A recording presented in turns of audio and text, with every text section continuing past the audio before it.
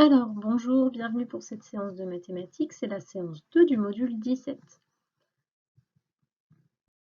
Nous commençons par l'activité ritualisée, donc la petite activité de calcul ou de numération. Aujourd'hui, nous allons découvrir un nouvel outil pour se repérer dans les nombres et pour savoir comment s'écrit un nombre ou comment se dit un nombre. Dans la classe, nous avons déjà deux outils. La file des nombres horizontale, donc celle qui est allongée, et la file des nombres verticale, celle qui est debout. C'est celle qui est enroulée sur un rouleau de papier toilette, que l'on enroule et que l'on déroule en fonction de nos besoins. Alors, aujourd'hui, voici le tableau de nombres. Je te laisse l'observer et voir comment les nombres sont rangés à l'intérieur.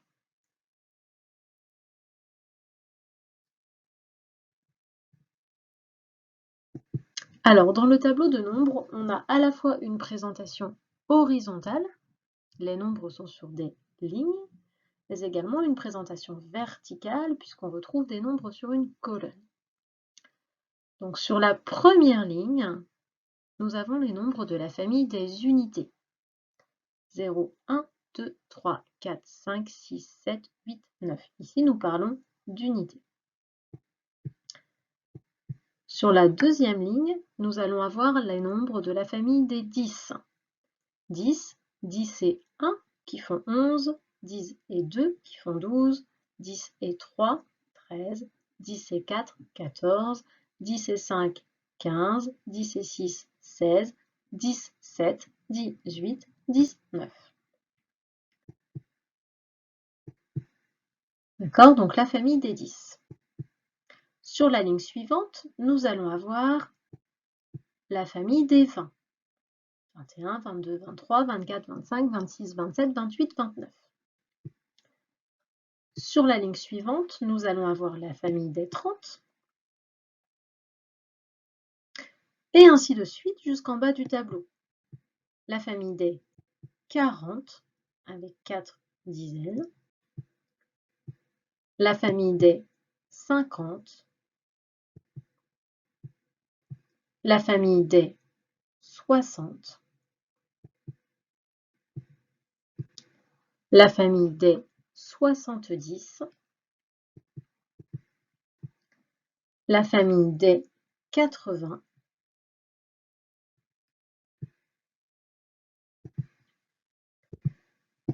Et enfin, la famille des 90. Donc tu as l'habitude de cette présentation puisque dans la classe, chaque jour, lorsque nous comptons les pailles, nous inscrivons les nombres dans un tableau de ce genre. Donc, c'est un outil que vous avez déjà utilisé. Alors, dans les colonnes, on peut remarquer que tous les nombres de la première colonne se terminent par un 0. Il y a donc 0 unité. Tous les nombres de la deuxième colonne se terminent par un 1. Il y a une unité dans chacun de ces nombres. Puis 2 unités. 3. Ici, tous les nombres se terminent par un 4, qui veut dire que dans chacun de ces nombres, il y a 4 unités. 5, 6, 7, 8 et 9. Ça marche? Alors, donc là, je vous remontre le tableau. Voilà comment on peut le lire. Tous les nombres qui sont sur cette ligne appartiennent à la famille des 20. Donc, chacun de ces nombres s'appelle 20 quelque chose. Hop. Ici, nous sommes sur la colonne qui porte 4 unités. Au croisement de ces deux lignes et colonnes, de cette ligne et de cette colonne, se trouve le nombre 24.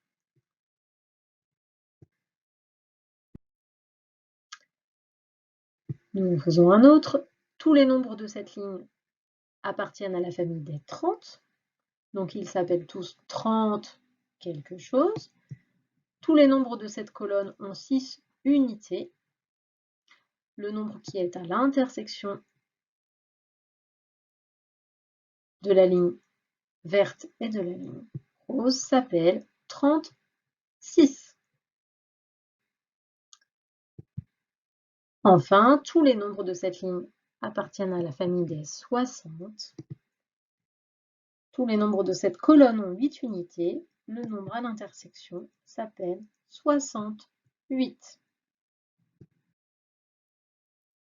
Alors, juste pour voir si tu as bien compris comment se construisait le tableau de nombres, je te propose de prendre dans tes fiches de travail de cette semaine la fiche qui s'intitule Mardi 28 avril, module 17, séance de tableau de nombres, et d'essayer de reconstituer le tableau de nombres que tu as devant toi. Donc, il faut juste écrire les nombres dans les cases blanches. Tu n'écris rien dans les cases grises.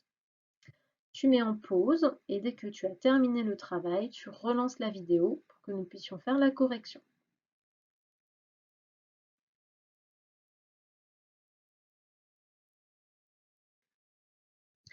Je te donne la correction. Donc là, je te laisse mettre pause pour vérifier ton travail, puis ensuite tu peux relancer la vidéo.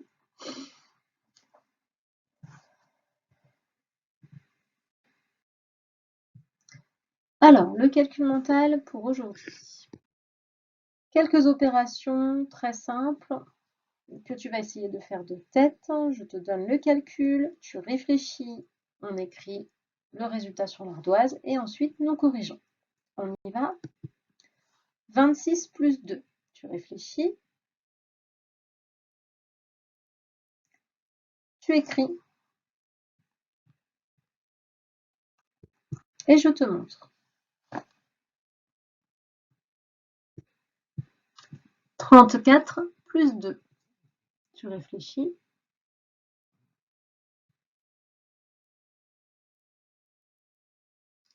Tu écris. Voici le résultat. Un dernier. 45 plus 2.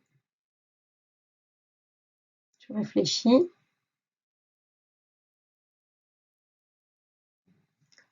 Tu écris.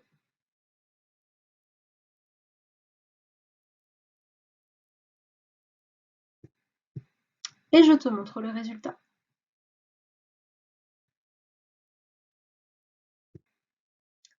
Nous passons maintenant à des petits calculs qui s'appuient sur les doubles. Donc, nous en avons déjà fait, tu te souviens, ce sont des presque doubles. Donc on s'appuie sur les doubles qu'on doit connaître par cœur pour trouver rapidement le résultat de ces calculs. Donc même technique que tout à l'heure, je te donne le calcul, tu réfléchis, tu écris et je te montre le résultat. On y va. 6 plus 7. Tu réfléchis. Tu écris.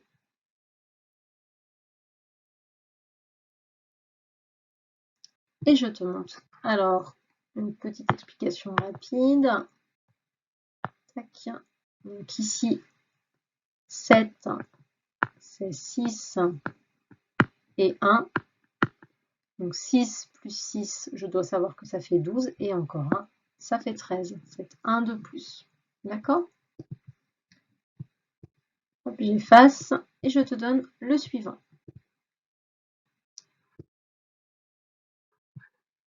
3 plus 4. Tu réfléchis.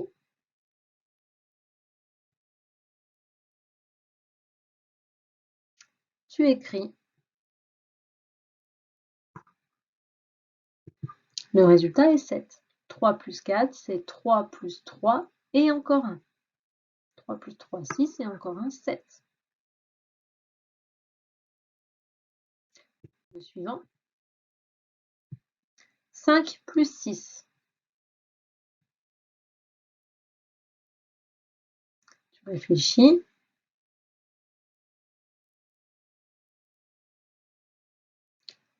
Tu écris.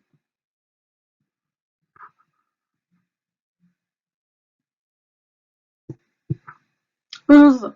5 plus 6, c'est 5 et 5 et encore 1. 5 et 5, 10 et encore 1, cela fait 11.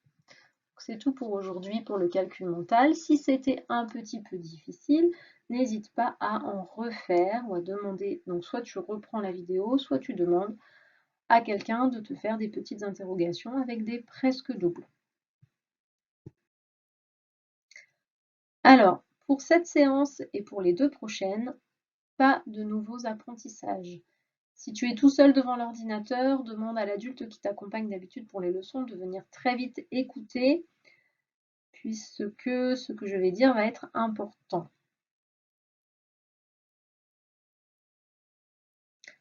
Donc à ce moment de l'année, normalement, nous sommes arrivés à une période d'évaluation où on propose pendant 3 séances des petits exercices pour savoir où en sont les élèves. J'ai décidé de maintenir ces évaluations parce qu'elles sont réalisables à la maison. D'accord? On s'appuie sur ce que l'enfant doit déjà savoir faire. Donc en classe, je n'aurai pas apporté d'aide supplémentaire, donc elles peuvent être faites à la maison. Et puis elles vont me permettre de réguler la suite du travail et puis surtout le retour en classe. Donc si je laisse ces évaluations de côté et que je choisis de les refaire au moment où on va revenir en classe, eh bien j'ai le sentiment de perdre un petit peu de temps, puisque je pense que le retour en classe devra plutôt être utilisé pour consolider les apprentissages qui ont été faits à la maison, qui ont pu être parfois difficiles. Donc je préfère que le travail d'évaluation soit fait à la maison. Donc c'est une évaluation qui me permet à moi de savoir où vous en êtes. Il ne s'agit pas du tout d'une sanction. C'est-à-dire que si on a faux, il ne se passe rien du tout pour vous. C'est juste moi qui vais changer ma façon de travailler derrière et de changer ce que je prévois pour vous. Donc surtout, et c'est pour ça que je voulais que les parents ne soient pas très très loin, on peut réexpliquer la consigne quand elle n'a pas été bien comprise, mais on laisse l'enfant réaliser le travail tout seul, sans aucune aide.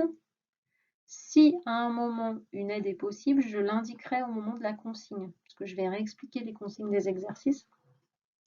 Donc si l'enfant peut avoir une aide à ce moment-là, je le dirai, je la donnerai l'aide.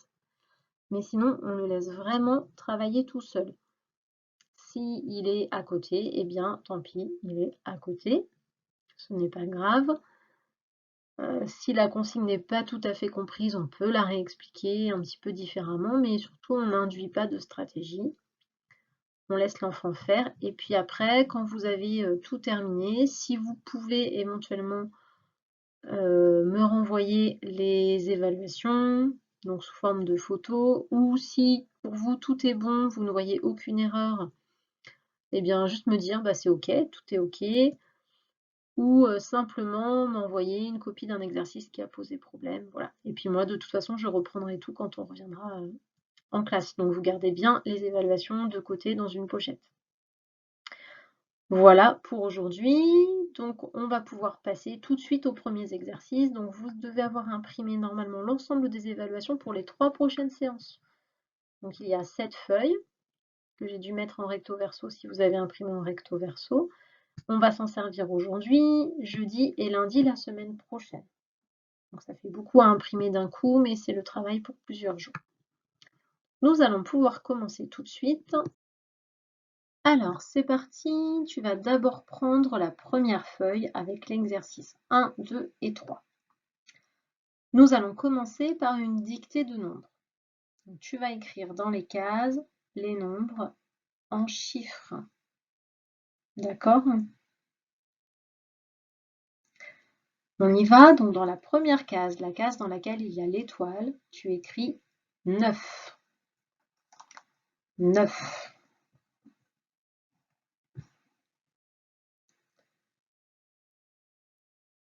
Dans la deuxième case, avec le carré, 13. 13.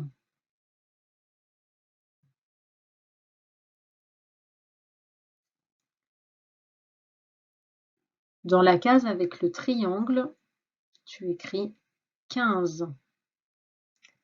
15.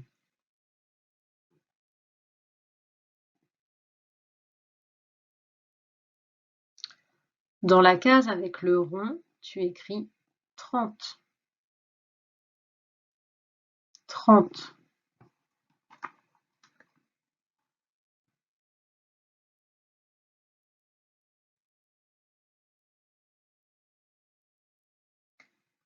Dans la case avec l'étoile, tu écris 44. 44.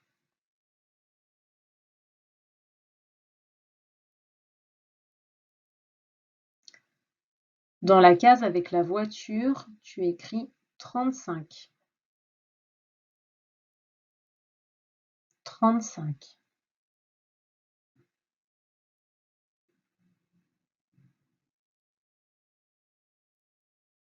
Dans la case avec le vélo, tu écris 56. 56.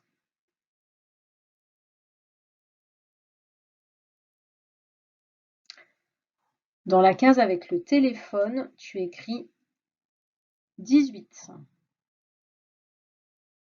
18.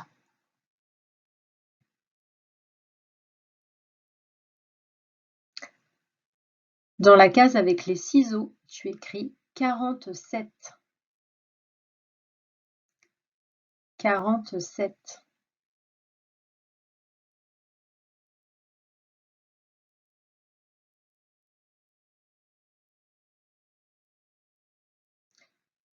Et enfin, dans la case où il y a la main, tu écris 21. 21. Je te répète les nombres les uns après les autres pour que tu vérifies ton travail. 9, 13, 15, 30, 44, 35, 56, 18, 47, 21. Donc voilà pour l'exercice numéro 1. Je t'explique les consignes de l'exercice 2 et 3 et je te laisse travailler. Donc pour l'exercice numéro 2, surtout tu n'utilises aucun modèle, aucune aide, même pour l'écriture des mots. D'accord? Nous les avons appris. Si tu t'en souviens, c'est très bien. Si tu fais des erreurs d'orthographe, ce n'est pas grave. Ça me permet de savoir ce que tu sais déjà. Donc, pour l'exercice 2, tu dois écrire les nombres en lettres. D'accord?